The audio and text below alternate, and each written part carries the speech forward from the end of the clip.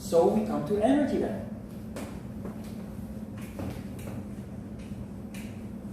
Why do we scatter so much energy?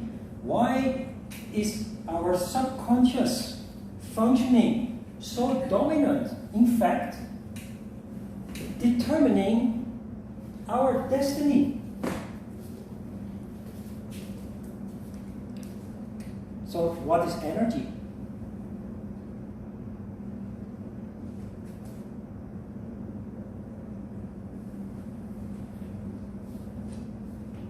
You recognize this?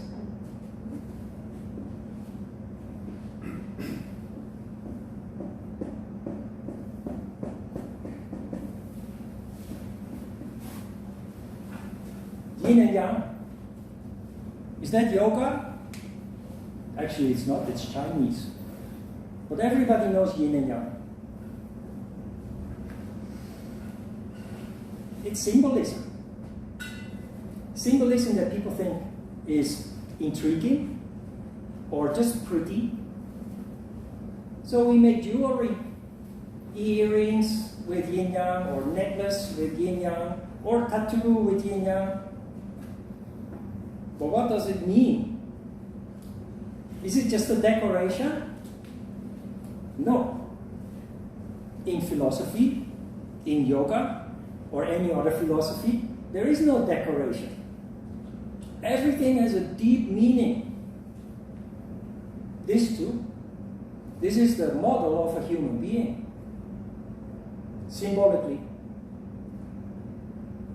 But it's also the model of energy, because a human being, according to Oriental philosophy, is a ball of energy. You are a ball of energy, I am a ball of energy. What is energy? Energy consists out of two polarities, plus and minus.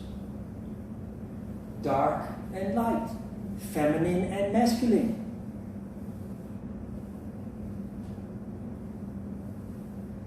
But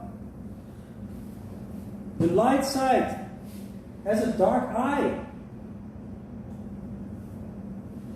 Not because I punched it.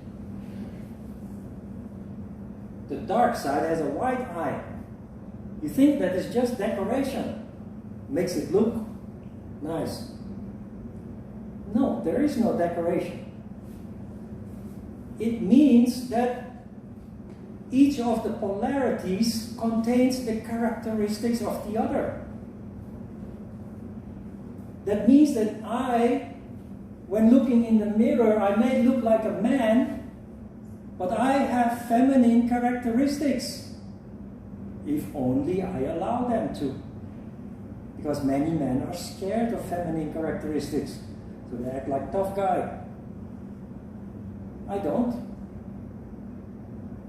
I have no problem with that.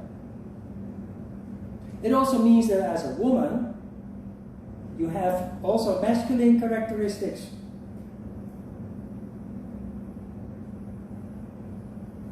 If not, you are unbalanced. Interesting anecdote. Throughout my life, I've always been approached by gay men with whom I can communicate very well. We kind of seem to be on the same wavelength. Because I have feminine characteristics and I'm not hiding them. But I'm not gay, so I always have to say, I'm sorry. I don't like you to touch me, but I like you as a person. But they're confused because I have feminine characteristics which I am not hiding, and so automatically assuming that I must be gay. See how it works? In yoga, in Sanskrit, it's not called yin and yang.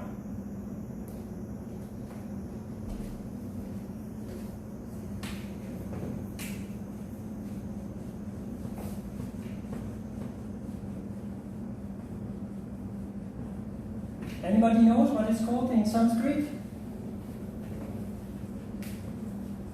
Last week, we had an Indian participant, and she knew many of the answers. You're from? So, which is the yin and yang in Sanskrit? Shiva and Shakti. Shiva, Shakti. Now pay attention. What I'm telling you today, most yoga teachers don't know. I already mentioned that.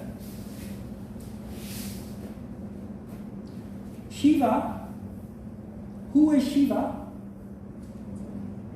Shiva is a warlord, is a god, male god. Shakti is a dancer. So which one is the yin and which one is the yang?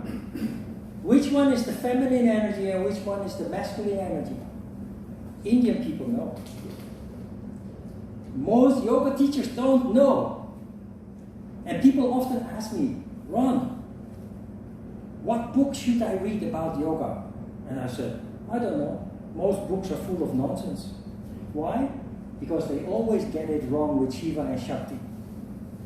They say, Shiva, that's a male god. That must be masculine energy. Wrong. This one is feminine. Right? Shakti is a female goddess. Shakti is masculine energy. People automatically assume, and that is the trick. You remember the Shiva, the yin-yang model, one contains the characteristics of the other. And that is what this is. That is what this is reflecting. That is what this is expressing. The Hatha Yoga Pradipika confirms what I'm saying. So I'm not just telling you a story. You can confirm. The Hatha Yoga Pradipika, at the end of chapter 2, at the end of chapter 3, when you come to the course, I will show you the text. There are several sutras that talk about Kundalini Shakti, that talk about Shakti coming from the bottom rising up. Masculine energy comes from the bottom rising up. Feminine energy comes from the top descending. Only people who are properly initiated into yoga, and most Indian people, they know this. But most certified yoga teachers, and sadly, authors of yoga books, they get it wrong. This is one of the secrets of yoga, that if you don't know it, it shows that you've not been properly initiated. Okay, about energy. When Shiva energy is dominating, you feel sluggish, you feel lazy, you feel kind of in a negative cycle of thought. It's natural, that condition is natural. But there is an exchange going on that is, for one thing, is determined by the universe, by nature. When Shakti energy is dominating, you feel invigorated, able to have positive thought. You feel active, you feel exhilarated, euphorious. Euphorious, is that a word? That is why people develop workaholism. People who are workaholic, they are addicted to that feeling they get as long as they are active. Why do they become addicted? Because the moment that they put down whatever it is that they are working on, the body switches to Shiva domination to recover from the effort. And they don't like that feeling. They don't like that feeling of negativity and depression, and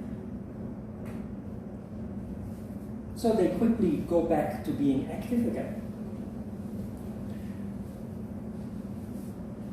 At night, Shiva energy dominates. Nature goes to sleep. You go to sleep. The sun goes down. The birds go into their nest. Flowers close. In the morning, when Shakti becomes active, starts to rise, sun comes up, flowers open up, the birds fly out of their nest, looking for food, and you wake up, you open your eyes, like it or not. Now, a normal human being with no control, no harness, no yoke, the pattern of life is simply like this.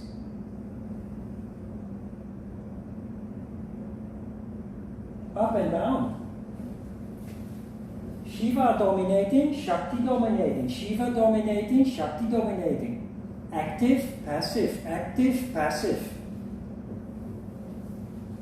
That is the rhythm of nature. And there is nothing wrong with this until you discover that a human being has an enormous potential, a latent potential, that does not manifest as long as we keep going up and down. So it started with wanting to harness the enormous strength of an animal to help you plow the field. And it became a very deep and sophisticated science of how the human being is functioning to the highest levels of consciousness. So what we try to achieve with yoga is to come to harmony. Yin and Yang symbol, when you ask what it means, people will say harmony generally, right? In Sanskrit, that is called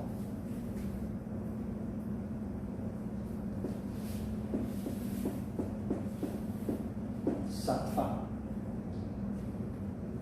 Sattva. Sattva is harmony. That means that Shiva and Shakti are relatively in balance with each other. So not up and down anymore, but a relative stability between the fluctuations. When you practice yoga regularly and you do it correctly, your condition will become more like this.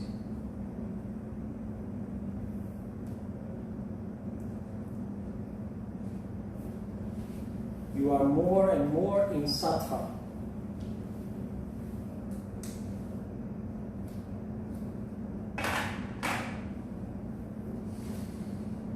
Is that important?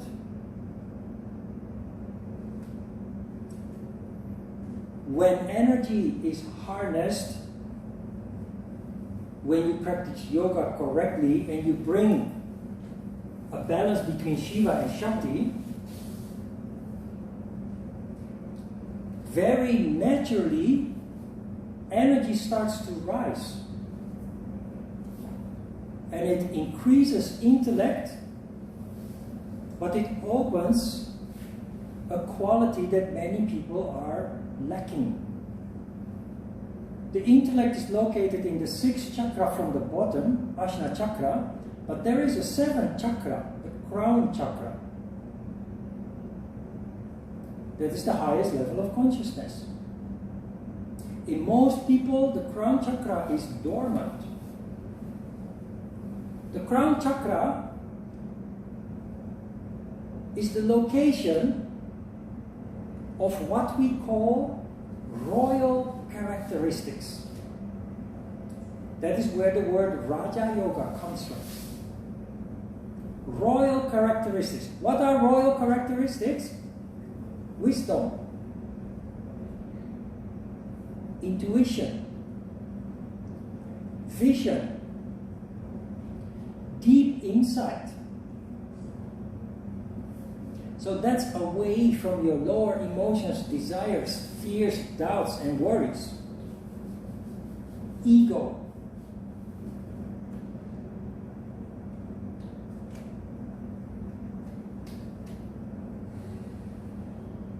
I do not like to talk about politics because it can give conflict, but we have to picture how this works. We have an incredibly wonderful example to make you easily understand a human being without these qualities and a human being with these qualities. Okay? There is a president, a leader of a people who is creating conflict after conflict. Not only in his own country, but all around the world. The whole world is in chaos, in disorder, disharmony. Because of that one leader who is fueled by his lower emotions and desires, who does not possess the royal characteristics of the crown chakra. No wisdom, no vision. Compare that with the previous leader who had no scandal during 8 years of presidency, who went around the world to create harmony everywhere he went. Of course, he was not perfect, but I only to understand. Look at that first person and then that second person and compare, and you see the enormous impact that this has.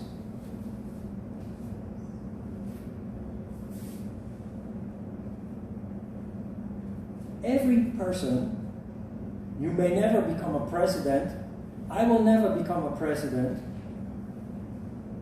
but that's not meant to be. But every person can manifest wisdom, intuition, vision, deep insight into yourself and the world around you simply by bringing harmony between Shiva and Shakti.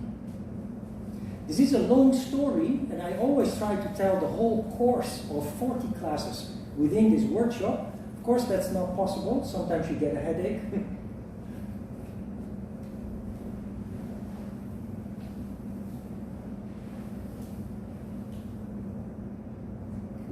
To make it a little bit clearer, let me explain another issue. Somebody at the beginning said yoga is about unity, right? So,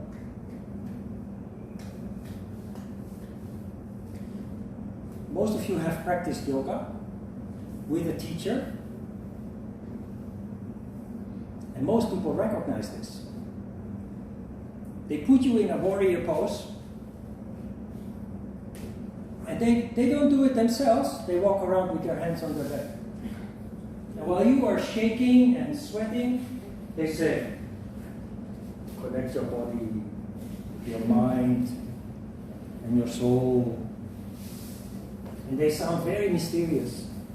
Connect your body, mind, and your soul. And you're saying that.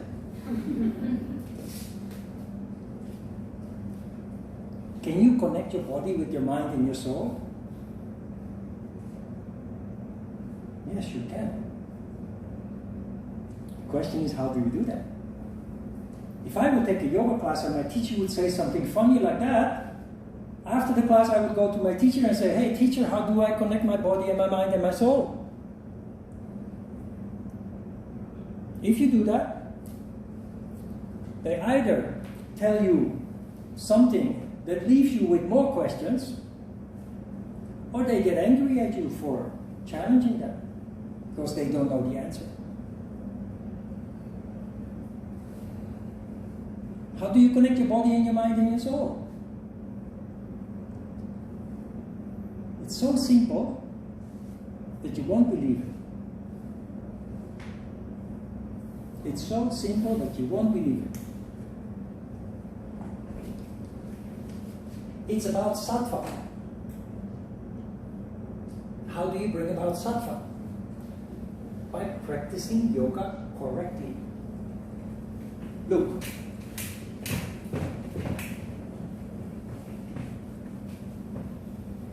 According to Yoga Insights, a human being exists out of 3 bodies, 3 main energy bodies.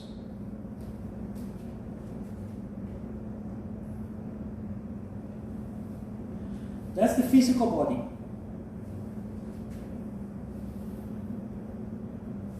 That's the mental body. And then you have the spiritual body.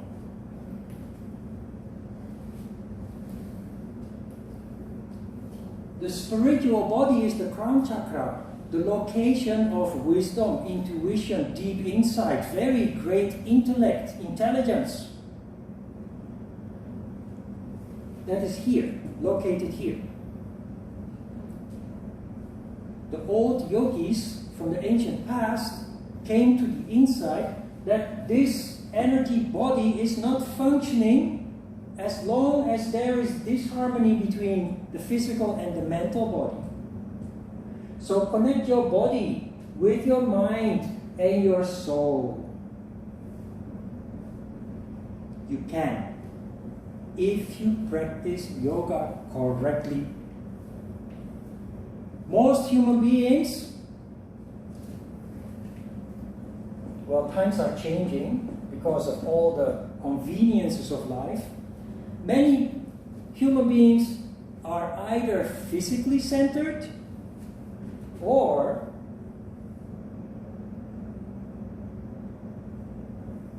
they're mentally centered. So either we are physically active, which is actually the condition of the past when we didn't have all the conveniences. We had to do everything on foot and by hand. These days we sit at the desk and we work with our mind. Starting from childhood already we are put to compulsory school education. So the modern human being is more like this than like this.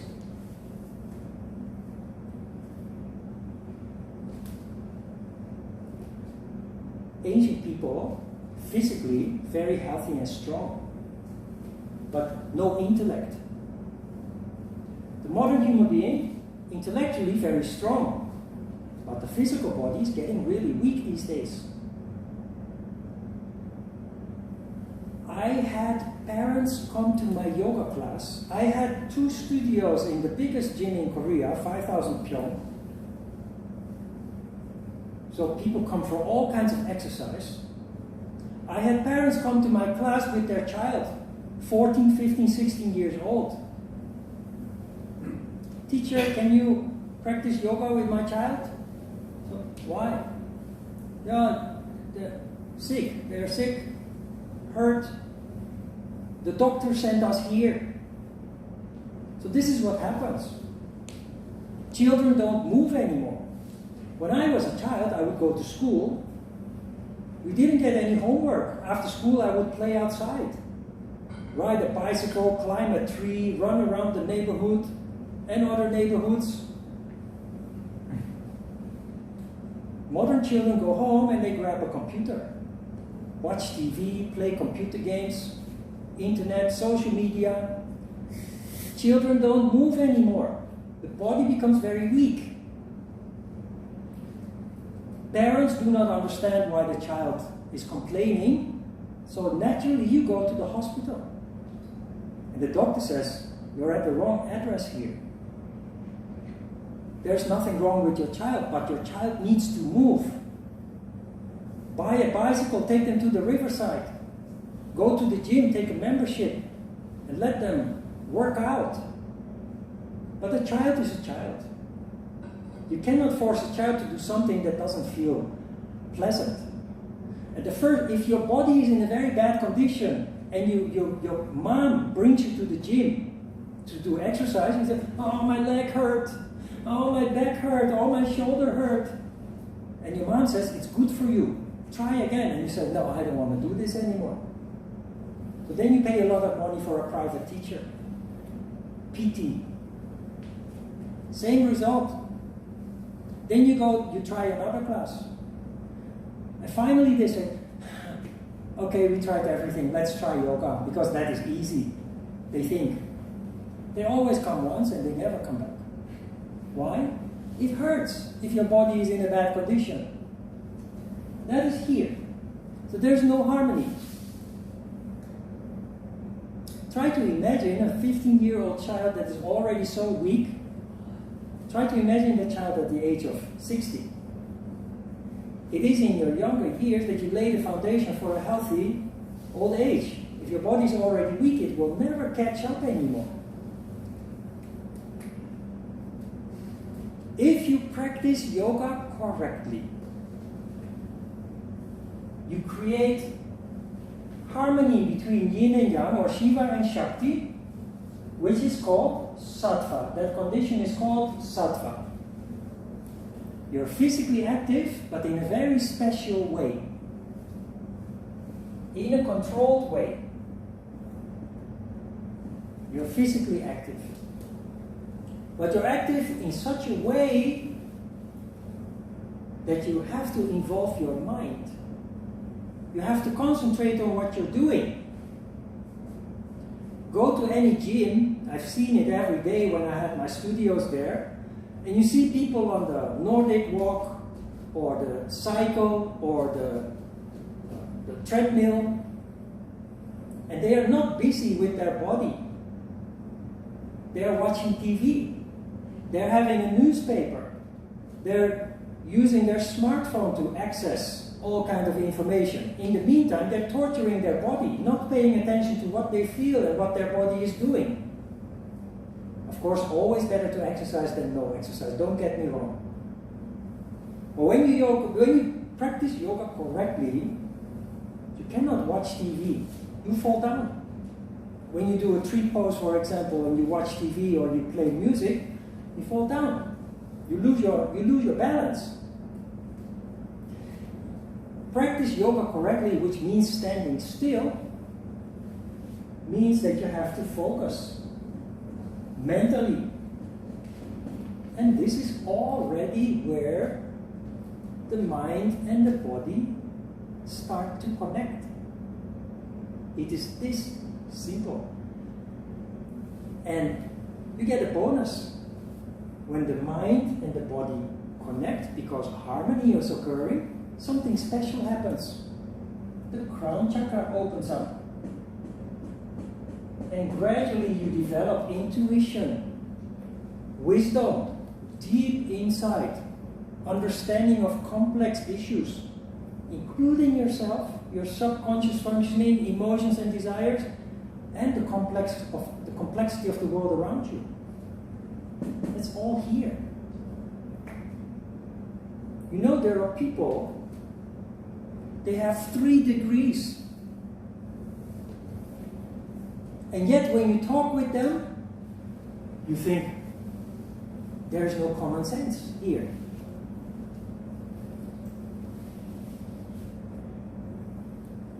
There are people, no. What this indicates is, you can have studied a lot, and even have 3 degrees, and still not manifesting intuition, wisdom, insight.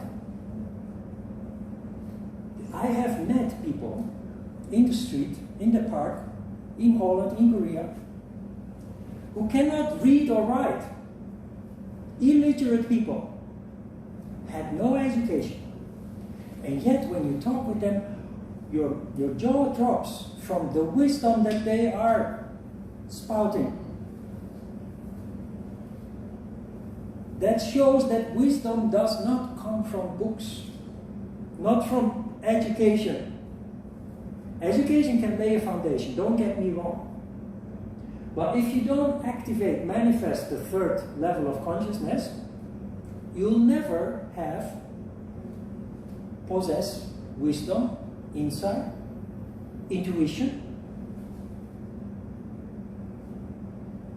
You understand what I'm talking about? Sounds very complicated.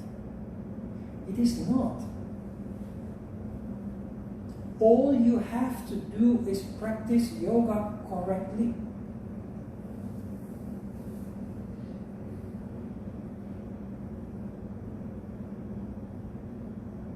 The problem is 99% of all the yoga classes that are offered, they do not lead to the body connecting with the mind, allowing the soul or the spiritual body to manifest. Why? Because they keep moving.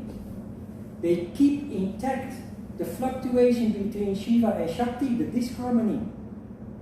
Because you sweat, because you don't stand still. Vinyasa yoga, Ashtanga yoga, Hatha yoga, Bikram yoga, All these yogas, wonderful as an exercise, don't get me wrong. Exercise is good for everybody, including me. But it does not lead to this effect. Now, what yoga exercise? What is yoga exercise? The Sanskrit word for yoga exercise.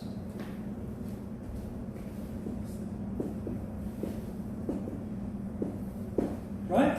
Asana. That is not important. What is important is what does it mean? Because many people practice asana without practicing asana. Just like many people practice yoga without practicing yoga.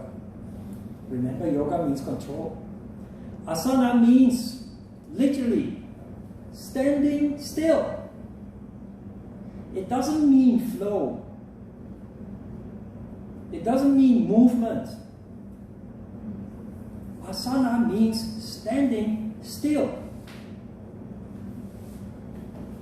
Not by lying down on your bed, but standing still in an active way. That is yoga. Now, when I was initiated into yoga, that was in fact the only yoga that existed. The yoga of standing still. And standing still in itself inherently is control.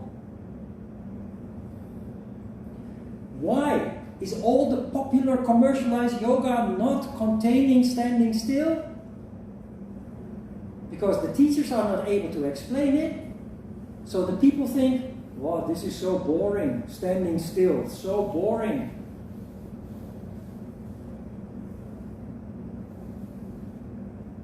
Is yoga boring? No. Yoga is not external, yoga is internal. It feels so great that you want to turn off the music. It feels so great that you want the teacher to shut up, talking about your shoulder joint and your hip joint and your back and your leg. Please be quiet. I just want to experience this in silence. That is what happens if you practice yoga correctly. If you practice asana by actually doing what the word implies, standing still. How does that bring about a balance between the Shiva and the Shakti, the harmony? It's so simple. As long as I move, there is Shakti, energy generated, okay? No balance, no harmony.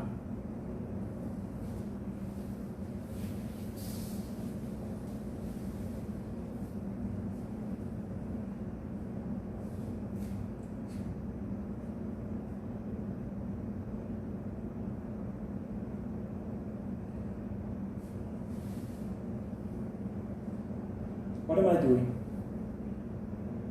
Standing still. Yes. Am I relaxing? No. I'm standing still but actively engaging.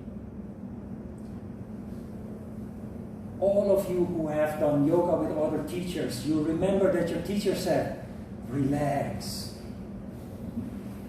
They tell you to do a pose and they said, relax. Which shows that they don't understand yoga. Because when you relax, Shiva energy starts to dominate. You have to find a balance between Shiva and Shakti to create harmony. So you actively engage, but without movement. And this simple activity leads to the magical condition called sattva or harmony, leading to the opening up of the spiritual body, the crown chakra. It's so simple that you don't believe what I'm telling you. You believe me? It's so powerful, so amazing, that the whole world these days is practicing yoga, missing out on this wonderful, the most wonderful aspect of yoga that has been thrown out the window to commercialize it, to make a profit off of it. taught by people who have no idea what this is about. That's why I told you at the beginning, when you're done with this workshop, you know and understand, not just know, but understand more about yoga than most certified yoga teachers.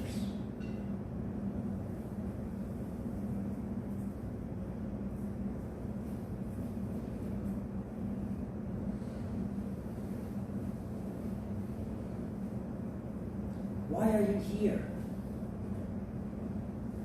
Because you know something about yoga. Many people come here because they have tried yoga here and there and everywhere. And somewhere in the back of their mind, they know that yoga has something to offer. Growth, development, transformation. And yet every class you tried, it looked interesting, but it's actually not accomplishing anything.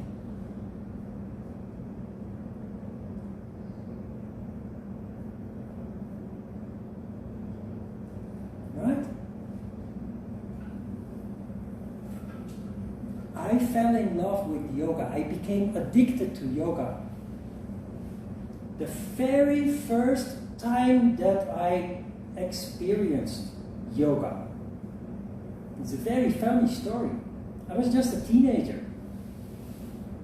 Messed up.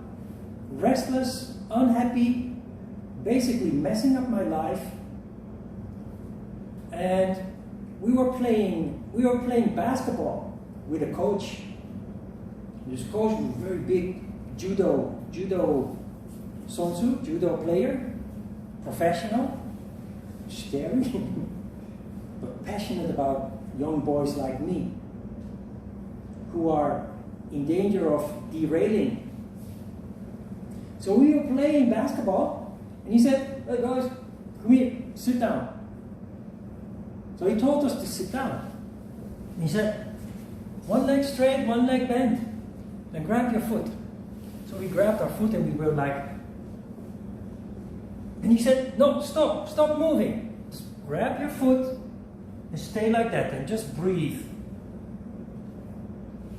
And I felt something going through my body that felt so amazing, so healing.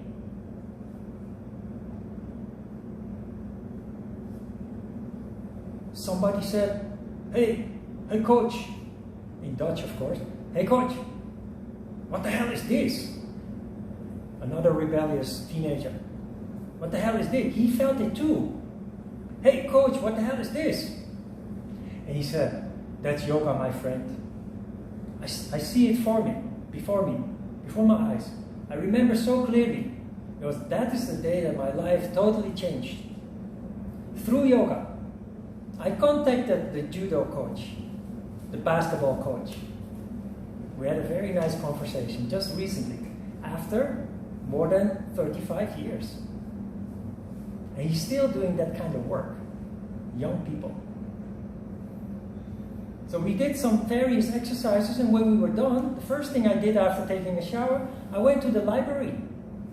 We didn't have internet yet, so if you wanted to have information, you had to go to a library to find a book about yoga. And I found this little book, 150 pages, with the title, "Teach Yourself Yoga," from the Reader's Digest series. Reader's Digest had books about teach yourself Korean cooking, teach yourself gardening, teach yourself a language. And there was also a book, Teach Yourself Yoga. That book became my Bible. I started practicing yoga every evening before sleep. And I would wake up roaring like a lion, feeling great. So naturally, I started pursuing yoga. Practicing on my own until I came across an advertisement, like you did come across an advertisement from Magic Pond on Facebook. I came across an advertisement that promised Raja Yoga, that promised the awakening of the royal characteristics in the crown chakra. And I cut out, we didn't have computers, so I cut out from the newspaper, and I still have it, that advertisement. in my photo album. And I called, and he asked me to come for a consult, and I immediately registered. I knew in my heart, this is what I need, this is what I'm looking for. After several years practicing on my own, starting with Hapkido training, that was the next step. That is where I developed this very deep insight in what yoga really can do if it is done correctly. It is then that I started to understand how yoga had changed me. It is then when I started to understand what I felt that very first time and why I felt that. It is called sattva. That condition, that sense of well-being, in Korean you would say, "Wow, 시원해요." That energy, "Wow, 시원해요." So nice in English. So there's no real translation for 시원해요, but wow. That is how you become addicted to something that is not harmful. You can smoke a cigarette and you can also maybe say 시원해요, or drink a beer and say 시원해요, or oh how nice, but it is harmful. There is always payback. With yoga, it's not harmful, there is no payback.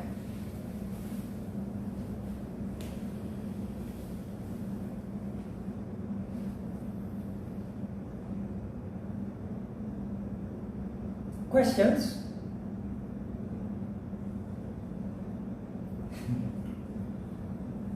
You understand a little bit what yoga is about? Yes, understand. So, you talked about stand still and not relax rather engagement. Yes. So, what is that engagement about? Means with what to engage? I don't hear what you're saying. I talk about standing still, and then what is what? Not to relax, rather to get engaged. So with what to get engaged? You are engaging without movement. Look.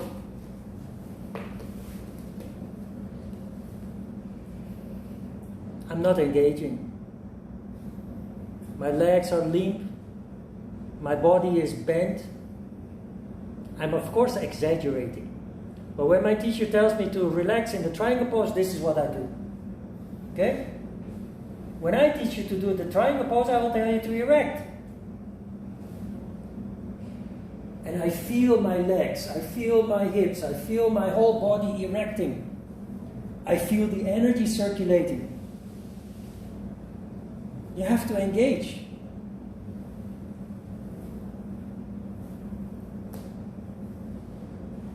See? Many people do like this. Or leaning on the ground. Not correct. This is it. And it's in the name. Utthita. Utthita Trikonasana. Utthita Parsvakonasana. Trikona means triangle. But this, Utthita, means this. Utthita indicates erectness, straightness, elongation, expansion.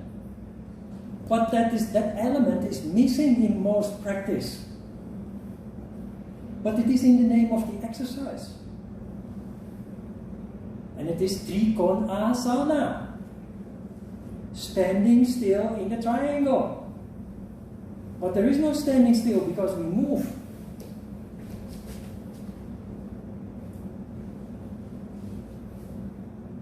I suggest we just try. Let's have a short break.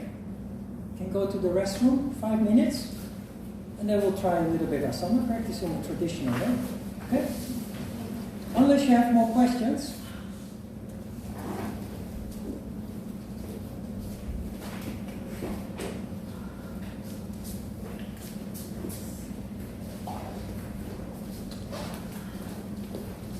Is it still working?